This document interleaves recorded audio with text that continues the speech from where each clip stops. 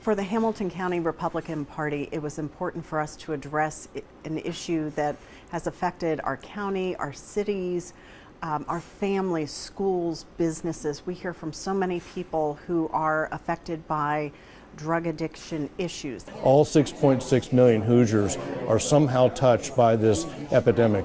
And having meetings such as like today with 110 people in the crowd, many who have been touched by this in a tragic way, we can understand how they feel and what they're going to do to use their grief for good. This is an illness, it is a sickness, and it needs to be treated as such. And I'm not a believer in silver bullets. That has to be treated holistically.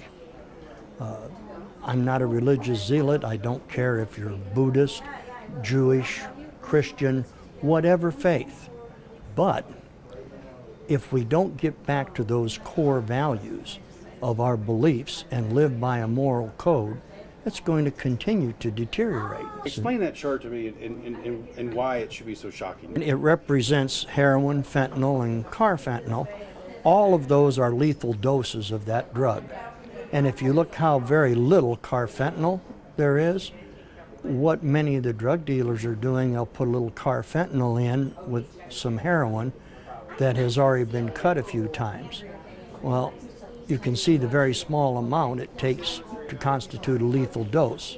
Obviously, the overdose deaths are significant. They're continuing to rise.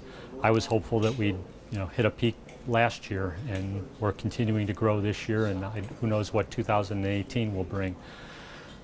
From my perspective, the amount of people who are misusing and abusing opioids and using heroin is just a problem that we need to deal with. We need to get a grasp on it. We need to slow the spigot or turn off the spigot of drugs, the prescription drugs that are in the system, because that's where the heroin addicts are fostered.